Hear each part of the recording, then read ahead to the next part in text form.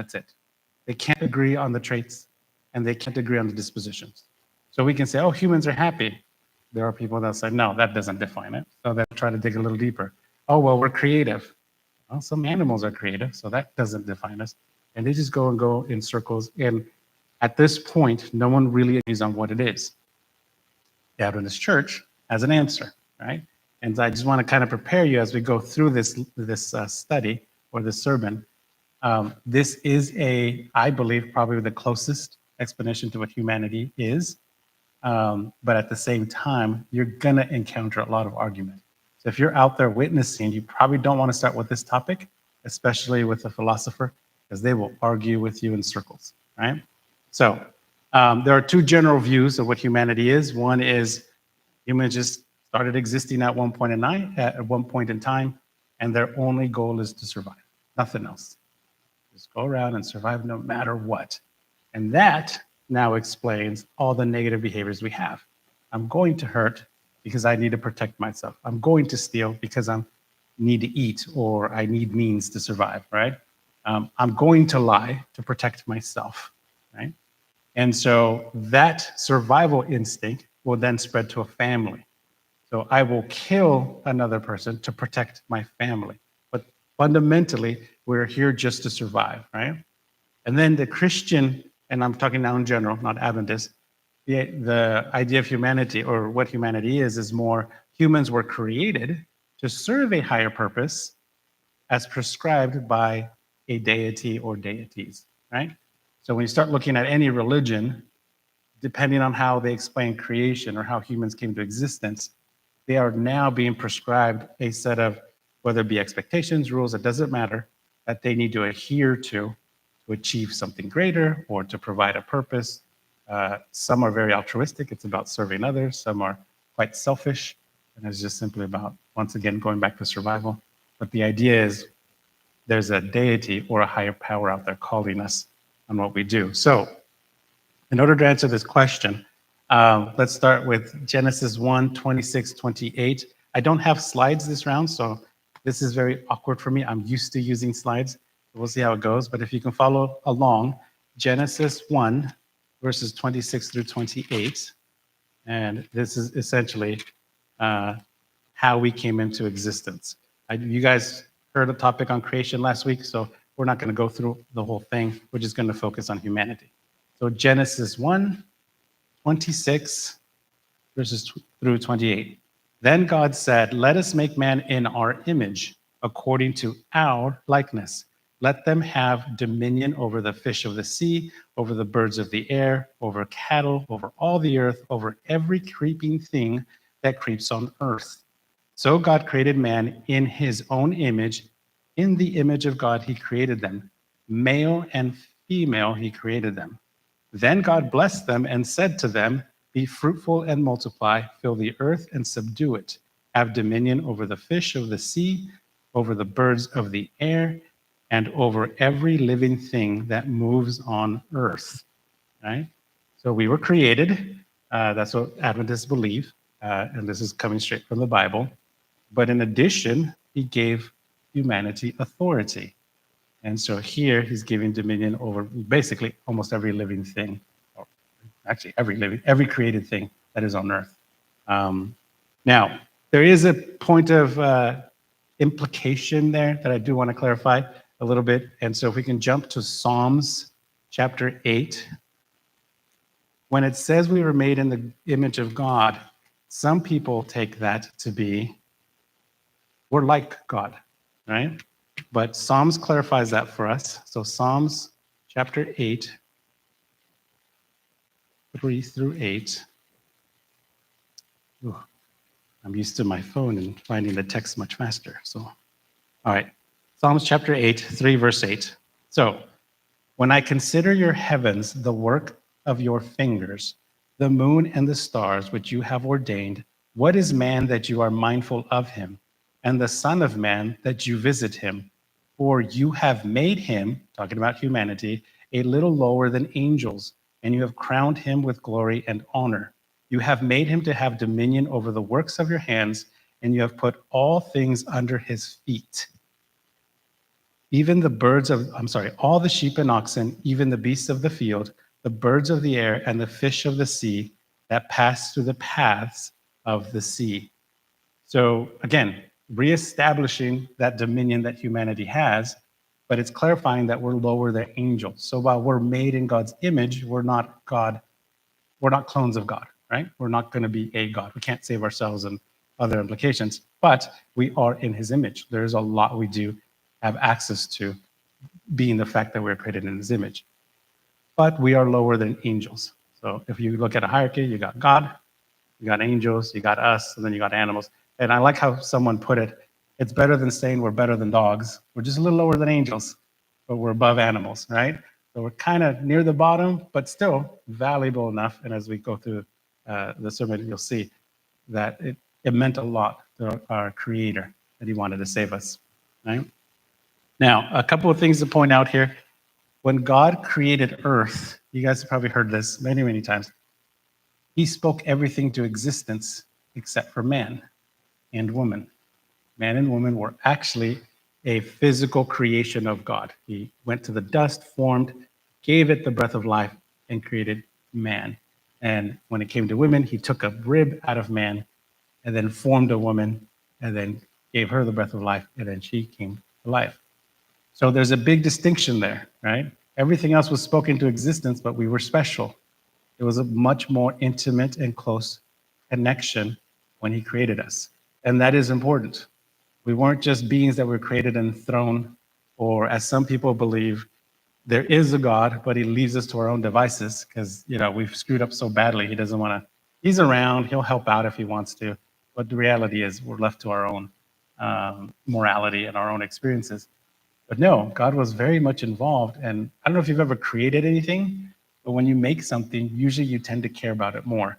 Or if you, like for guys, when you buy your first car, it can be the worst car ever, right? Junky, spewing smoke, borderline dangerous, can kill you, whatever. But it's your first car, and it's the best car in the world.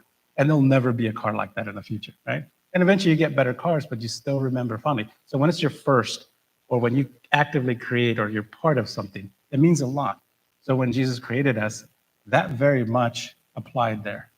He really, really cared about us and really wanted to be part of our lives. And he took the time to form us and shape us, right? Now, going back to the authority, when you're given authority over anything, there's a natural, I like to call it superpower, that you inherently gain. So if you imagine you're at work and they promote you, now you're in charge of 3 or 4 people, you naturally now have the ability to choose how their experience will be. So fundamentally, when you're given authority, choice becomes a natural part of authority. You now have the ability to choose over whatever you're given authority of. So when God created man and woman, he gave dominion to the earth, and he said, you are now in charge of the fish, the animals, and all these things. And that inherently starts creating choice. If Adam was not given choice, or that wasn't part of the deal, then he literally would have been an automation that would just handle things based on a formula, right? And so for those of you who garden, or actually, for those of you that deal with anything out there, there's a difference when it's automated versus there's a person involved in handling and getting involved in fixing whatever the challenges may be, right? So keeping that in mind, Adam and Eve have choice. And choice, I call it a superpower because it is literally what determines how your life will end up, what kind of life you're going to have, where you're going to end up in your career, in your family. It all comes down to choice. And you hear it all the time. It's like, well, I didn't have a choice, or I didn't feel I have a choice, and things like that. It's true. Sometimes you put in situations where you feel like you don't have a choice, or you may not have a choice, but you always do have a choice every single time, good or bad. And when you make those bad choices and you're dealing with the consequences, that's where we get a little, oh, why me? And why this? Well, remember when you did this? And oh, okay. And it's hard to accept sometimes. And that's why some people struggle with change. If they don't accept the consequences of their choice, or the fact that they had a choice, they're more likely going to repeat the same mistake over and over, right?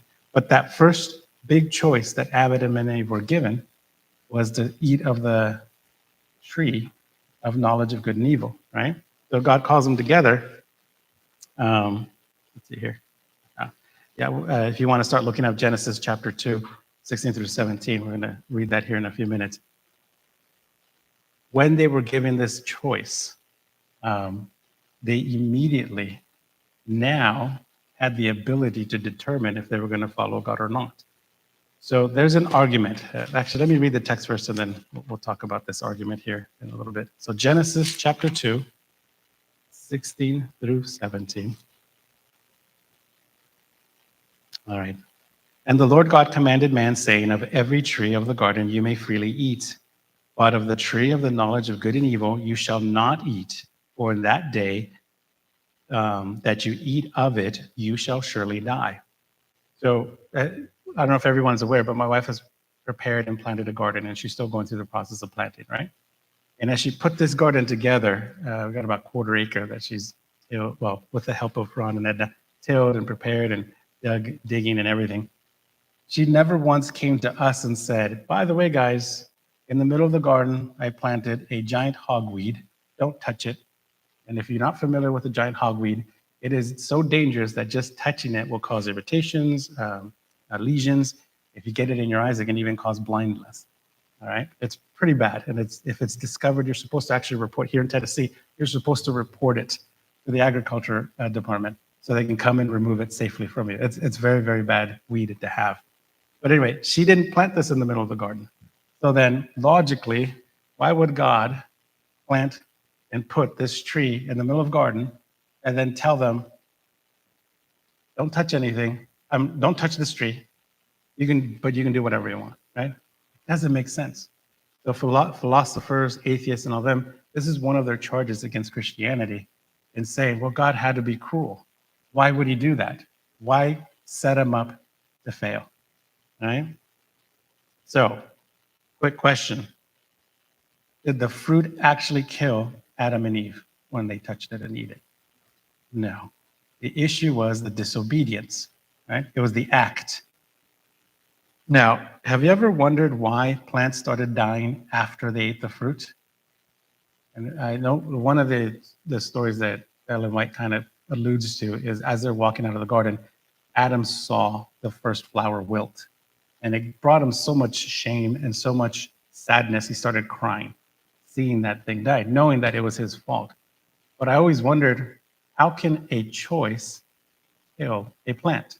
There's no connection there, right? Right now, if I decide to eat poison or whatever, my wife's garden doesn't suddenly start dying. I mean, I'll suffer the effects, but the garden will be fine. The only conclusion I can come to is God was sustaining that garden, I would argue, the world, with his power. And by Adam and Eve eating of the fruit and saying, hey, we got this. We don't need you anymore. We can handle this on our own. God immediately withdrew his power from the earth. And at that point, the animals and the plants were no longer sustained. So its natural course without God was death. Now remember, God breathed the breath of life into Adam and Eve. We already were dependent on him for our lives. When he taught them to take care of the garden, they were dependent on God for their sustenance. He gave them what they needed to live and survive, and yet they still chose to eat of the fruit for whatever reason, right? So we have to remember choice is extremely, extremely powerful. And sometimes we take it, especially as you get older, and at least for me, you take it for granted. You start getting used to a pattern of choices. And sometimes you don't really challenge yourself like, this is what normally happens, so here's how I'm going to normally handle it. But you have to remember it's a very powerful thing. You have to be careful with it and be mindful of the choices you are making, right? So once God withdrew his power from earth, right? Since Adam and Eve are not God, they could not sustain it. And now it became work. It became an effort to start taking care of everything. And there we go from the creation of humanity, kind of describing where we come from. And now we're talking about the state of humanity. Because of that choice, everybody that comes after Adam and Eve is now sinful. We all come into this world with the idea that we need to survive and take care of ourselves. We got this. And it just blows my mind how a choice affected humanity that way. I don't understand if they hadn't taken the fruit, and assuming they had children in the Garden of Eden, would the children be born with this rebellious attitude automatically? It implies that it wouldn't, but I don't understand, once again, how a choice like that affects us physically, but clearly it's all connected, right? So let's look at Genesis chapter 3, so just really close there. Now verse 6. So when we already kind of talked about that. The woman saw the fruit and she ate it, right? I did want to take a little tiny pause here. If you go to verse 20, is it 20? Yeah. It says, and Adam called his wife's name Eve because she was the mother of all the living.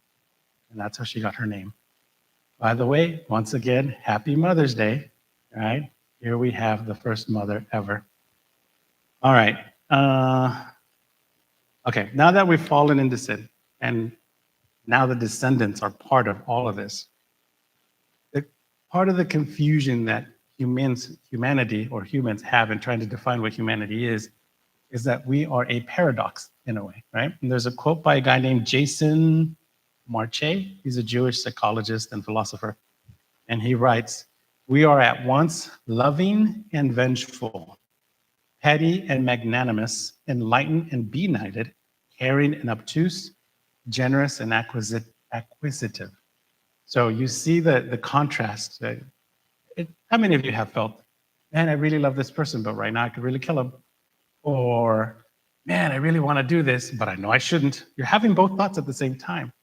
And so I like when we go through this study, when God asks, when you eat of the tree, you will know good and evil, right? If you notice there, the and connects the two.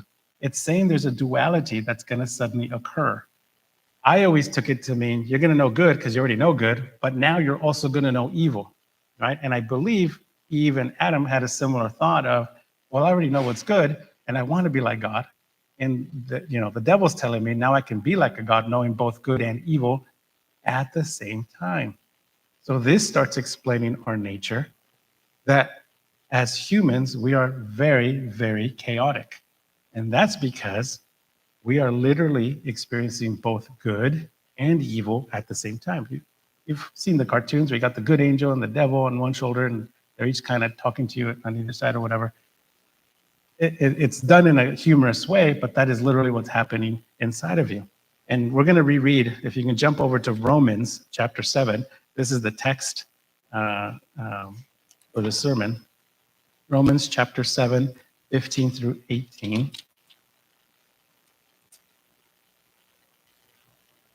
All right. Romans chapter 7, 15 through 18. For what I am doing, I do not understand.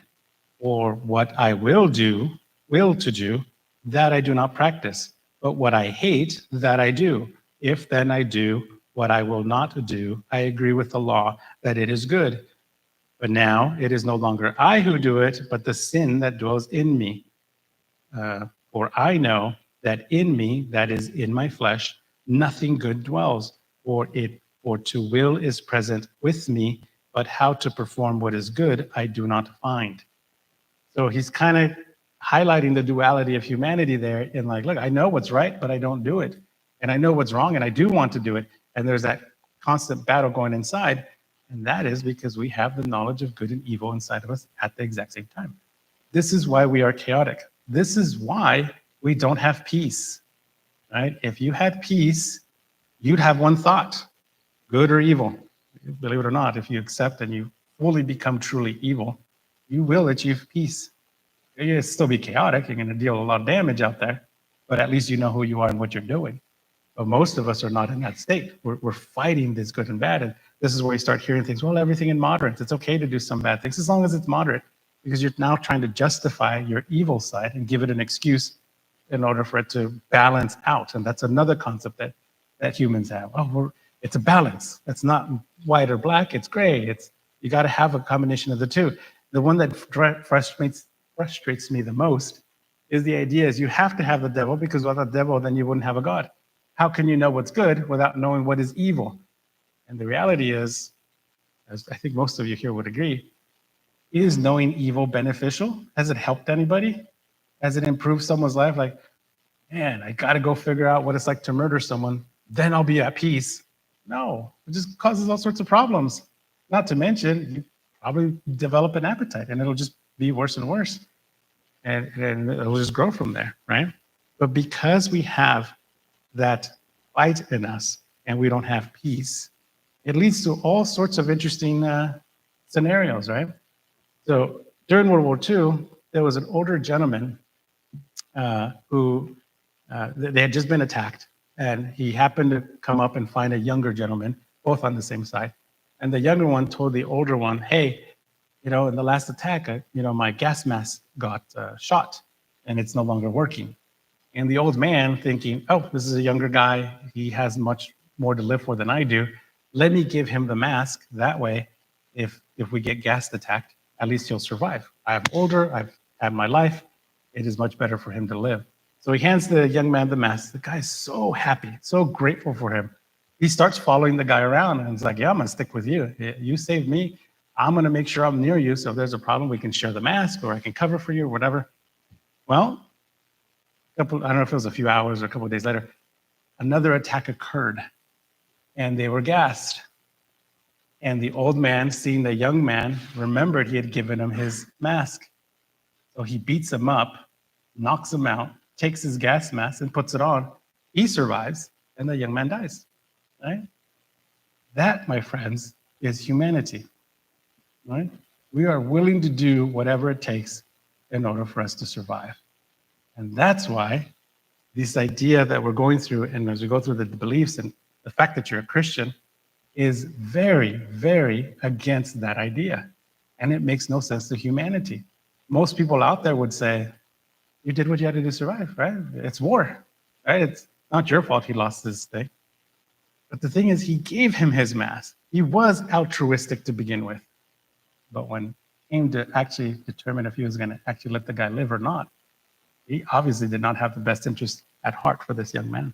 And by the way, that man, I know he died already at this point. He was a survivor of World War II, but he lived with guilt and shame for the rest of his life. And it just bothered him that he had done that. He went, found the family, he apologized and tried to make amends or whatever. They were not happy with him, but he never really got over it. It always affected him to the end of the day. Right? So the nature of humanity is chaos. Right? Yes, we are creative, but it could be good or bad. Yes, we are loving and kind, but we're vengeful and spiteful as well. Right? We try not to be. Right? And if you think you're a loving and kind person, let me know how you respond to bad drivers on the road. If you bless them and pray for them and honor them, man, you're a good person. Right? It could be, because when you're in your own car and it's private, say whatever you want, right? I can't do that. My son's with me when I take him out there, so I'm super nice about it. Yes, that's not true. I lose my patience out there. But anyway, that is the nature of humanity, right? So that does not mean we don't have hope. That does not mean that we're eternally lost and there's no way out, right? Just because we are chaotic and we have knowledge of good and evil at the same time in us, that does not mean we cannot have peace, right? So let's look up John chapter 14.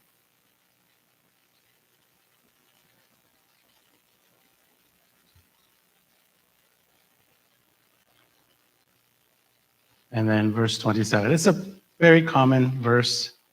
Most people probably already know it off the top of their head. John 14:27. And this is Jesus speaking to his disciples. And this is before he was crucified. "Peace I leave with you. My peace I give to you. Not as the world gives it to you. Let your heart not be troubled. Neither let it be afraid." Right? So God's cutting through that knowledge of good and evil. What the world doesn't realize is knowing evil, because it's not peaceful and it's chaotic, it starts bringing out fear and worries and concerns. And in order to account for that, you start looking for survival, how I can survive and get past through this. I remember for a while I went through this survival kick. And I started collecting and building my bug out bag, and I had all these little tools. And I would joke with people, if humanity is wiped out, I can restart civilization with my backpack because I had so many tools in there to help me survive. When I came out here to Tennessee, none of that worked. You can't start a fire out here. It's so wet. I had all these tools to help me start a fire.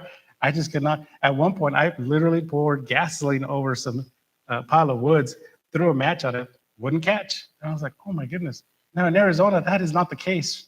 You sneeze a little too hard, you'll cause a spark and you'll start a forest fire. It's super dry and super tender out there. Really easy to start fires out here, but not here. It is really, really difficult. And I realized my bug out was pointless. I now have to refigure that out because if I'm stuck in the rain, there's no way I'm going to start a fire, right? And that's one of the key things of survival. I don't know if you've heard the 3 threes, right? You can survive without air for 3 minutes, you can survive without water for 3 days, and you can survive without food for 30 days. Technically it's 40, but to keep the 3-3 theme, they say 30 days. And you can survive, so those are the 3 things. So if you're underwater, you got 3 minutes before you start getting brain dead. If you don't have access to water, you got a couple of days. Obviously you don't have food, you got a lot longer, as long as you have access to that too. But that is your order of priority if you're in a survival situation. Breathe, solve that first. Don't worry about trying to figure out your food situation. You'll do that later. You got time for that. But anyway, sorry, I'm talking about survival stuff. I told you I went through a kick through that. I did a lot of research there. Okay, so Jesus gives us peace. What type of peace does he give us? He says it's not the peace that the world gives. What peace does the world give? Anybody? No, it's not a Sabbath school, so I'm not going to. If you want to shout out answers, go ahead. But what kind of peace does the world offer for us? What do they say is peaceful? It's a temporary peace. Okay, what else? That's a good one. It's an excuse. That's the peace the world gives you. Oh man, I did this bad thing. It's okay, you're human. Don't worry about it. Just don't do it again. Oh, I did it again. Well, yeah, you might have a pattern, but that's what makes you you. The peace the world gives you excuses your bad behaviors. That's it. Right? It doesn't get more complicated than that. And it's quite addicting and extremely soothing. It does work, right? You don't know how many employees I've excused bad behavior, and they were so grateful for me, and they became very loyal. But inevitably, I paid the price that they were bad employees. Excusing the bad behavior doesn't fix the problem. It allows it to continue, right? So I had to learn that I had to hold people accountable, and in extreme cases, or when it got really bad, I had to let people go, right? I haven't done that a lot, thankfully, but it is part of my job. So keeping that in mind, the peace that God is giving you is accountability. He is going through difficult times, because when you go through the tough time, when you are being held to the fire for whether it be a sin or a mistake you made or whatever, if you grow from that, you no longer have to worry about that problem in the future because it's been resolved. And that, my friends, is peace. Right? If you know you have a problem with whatever, let's say lying, and then you encounter a situation where your lie got you in trouble and people got hurt, and you resolve from that point never to lie again, guess what? Knowing that you're not going to lie again, given the experience you've had, you are no longer worried about what you say, right? Mark Twain has a great quote. The truth is stranger than the fiction because the truth has nothing to prove. It is the truth. Where the lie has to follow the rules to make it believable. Therefore, it is possible for the truth to be much, much more interesting than fiction ever will be, right? That's incredible, right? Lying is actually restrictive. But the peace that the world gives you says lying is liberating. It's helpful. It saves you. It helps. But it's not. It's actually the opposite. Because once you lie, I'm going to assume nobody here has lied, so you don't know what I'm talking about. So I'll go ahead and give you an example so you understand what lying is. When you lie, you suddenly have to remember that lie. And if you decide to build upon that lie, you're going to have to keep your story straight. And I've experienced this at work where I have an employee saying one thing and telling another person another. And I'm sitting there like, you said this, and then now you're saying this, and you go confront them, and they have to come up with yet another lie to try. Eventually, it gets so bad, it's like, dude, if you would have told the truth, you would have been free. You wouldn't have to worry about that. Sure, you might have dealt with consequences. The consequences now are worse. I had an employee who lied to me so much, eventually, by the third time he told me his dog had died, the same dog. I was like, dude, how many times does your dog die? I've never heard of this before. That's incredible. And he's like, what? What do you mean? And I'm like, this is the third time your dog is dying. Well, I'm actually going through a divorce. I'm like, yeah, that's the second time now. He just kept saying the same lies over and over. I mean, eventually I had to let him go. He just wasn't working. So the peace of the world is actually restrictive. The peace that God offers is true peace. And it starts calming down that sinful or that evil side. Because as you start getting better at following, not necessarily following the rules, that is important. I'm not trying to say don't keep the commandments. We have a whole study and presentation on the law. But when you start following God and your focus starts to become more on him than the world, you have peace because you're not worried about consequences anymore. You're not worried about what may or may not happen. And that is a difficult place to get to, right? No matter how hard we try, it seems like we can't seem to get there. Right? So I want to leave you with the final paradox here. Adam and Eve had all the reasons to follow Jesus. When they were presented with a choice, there was only one path to death, and they chose it. They had no reason to, but they did. When Jesus came to earth, the complete opposite happened. He had billions of reasons not to follow the path that led to death. He had plenty of opportunity to say, look, I'm done. Forget this. I'm out. You guys figure it out. I'm going to go back to my Father. We'll just start over somewhere else that you guys, because if left to our own devices, we will just blow ourselves up. That's what I believe, right? But the paradox there of what Jesus' experience was compared to Adam and Eve, and how it's just completely, perfectly the opposite. Yet God chose to follow the path to death. Adam and Eve did not choose the path to follow life. They chose death too. It's ironic. Both scenarios lead to death. One led to our saving. The other led to the nature of humanity we are in right now. Right? So keep that in mind. Jesus' sacrifice was not in vain. It was not pointless. And he didn't do it on a whim. It was a plan, carefully laid out before sin even was introduced. He went through with it because he wants to save each one of you. And he wants to take care of you. He wants to have a relationship with you, regardless of your past, regardless of your potential for future evil. He just wants to be your friend. And the closer you get to him, the more peace you will have. All right. Thank you.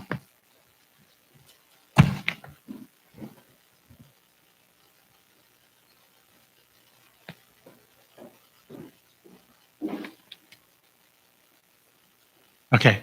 We're going to be 487? Yeah. Okay. We're going to sing 487.